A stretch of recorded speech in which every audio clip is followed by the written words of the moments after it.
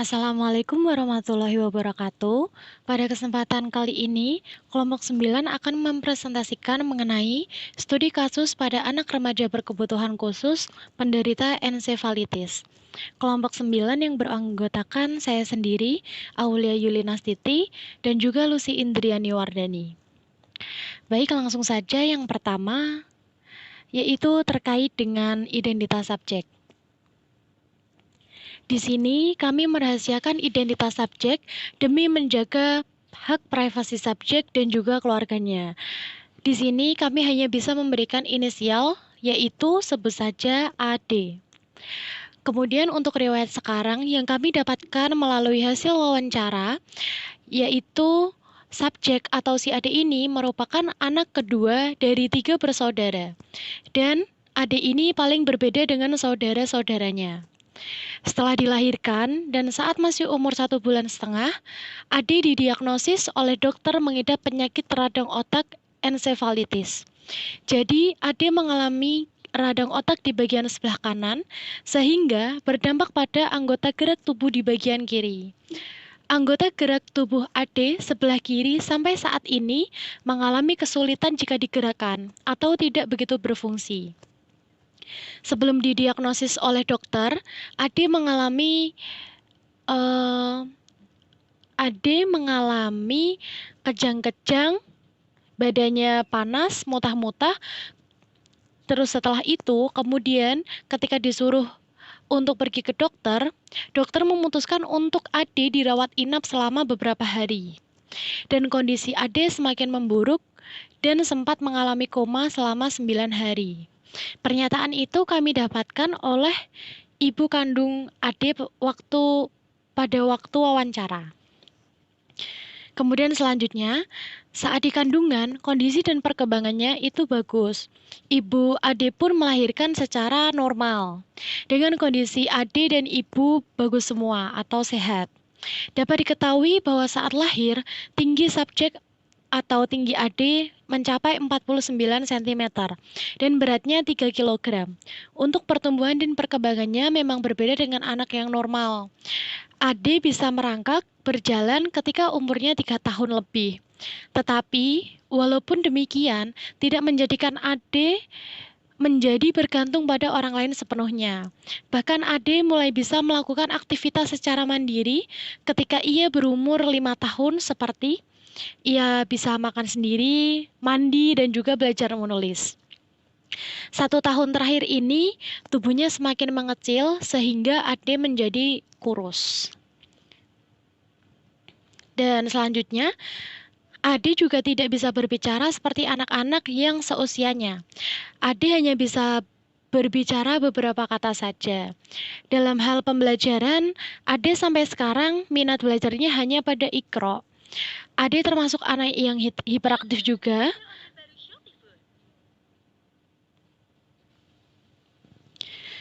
Kemudian selanjutnya, Ade juga tidak bisa berbicara seperti anak-anak yang seusianya.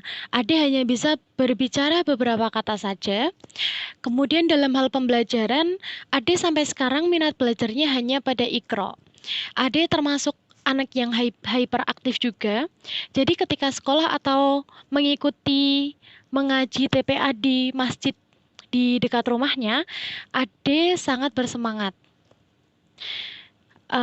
Karena Ade saking terlalu bersemangatnya, sehingga itu berpengaruh pada pola tidurnya yang kurang baik, yang kurang stabil. Terus kemudian untuk masalah sosial emosionalnya, dengan keadaan Ade yang seperti itu menjadikan dirinya kurang dianggap di keluarganya, terutama di keluarga yang dari ibunya seperti nenek dan juga saudara-saudaranya. Hal ini menjadikan Ade menarik diri ketika berada di rumah dan menjadikan Ade itu emosi atau tambah tidak bisa menerima dirinya sendiri dan lebih memilih untuk mengurung diri di dalam rumah.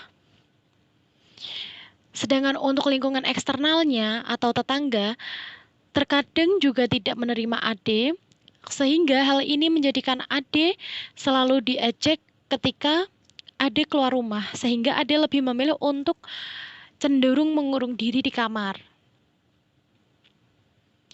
Kemudian yang selanjutnya mengenai definisi ensefalitis itu sendiri.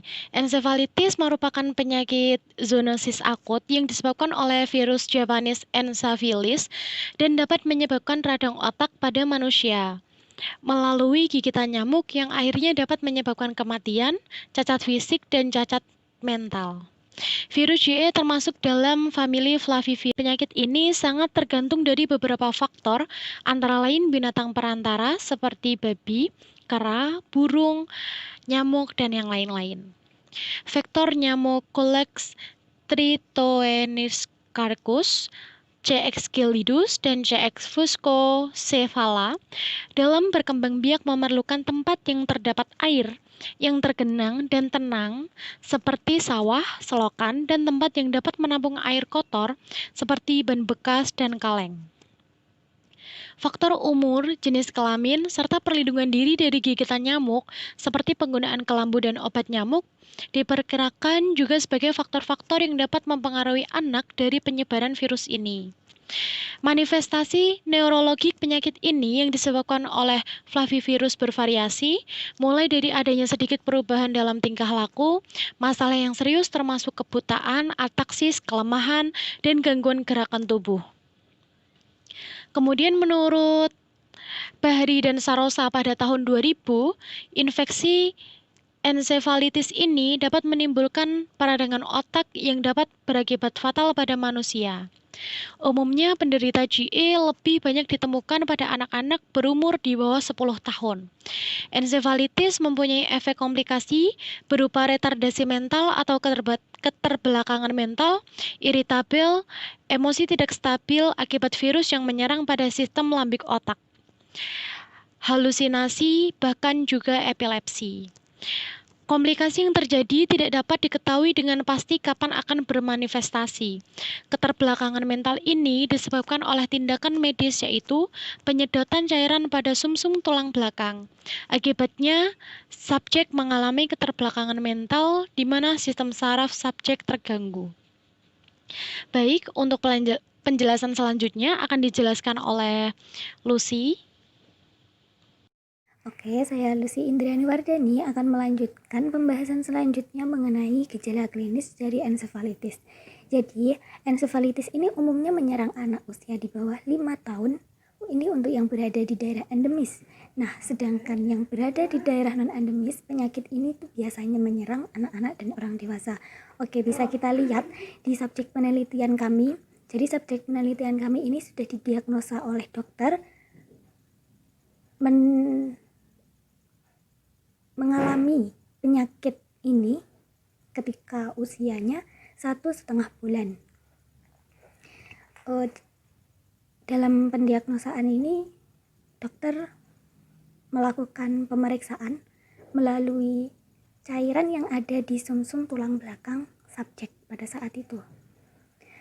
Oke, selanjutnya, munculnya gejala pada penyakit ini dipengaruhi oleh beberapa faktor, seperti faktor virus, faktor inap, dan endemisitas. Adapun yang termasuk faktor virus, itu seperti jalur masuknya virus itu seperti apa, kemudian jumlah virus yang masuk itu berapa, dan daya infeksi terhadap sel syaraf pada saat itu bagaimana. Kemudian faktor inang yang dapat mempengaruhi itu berupa genetik, kemudian umur, kondisi kesehatan, dan imunisitasnya bagaimana. Kemudian pasien yang mengidap penyakit ini, keluhan awal yang dialami itu berupa demam, nyeri kepala, kuduk kaku, kesadaran yang menurun, tremor, kejang-kejang. Kemudian selang beberapa hari akan merasakan kekakuan otot, kemudian bisa jadi penderita mengalami koma selama beberapa hari, kemudian diikuti dengan pernafasan abnormal, dehidrasi, dan penurunan berat badan. Nah, untuk subjek penelitian kami, jadi saat umur 1,5 bulan, Subjek pada saat itu mengalami panas, kedinginan, kejang-kejang. Kemudian setelah itu subjek juga sempat mengalami koma selama 9 hari. Nah, setelah itu subjek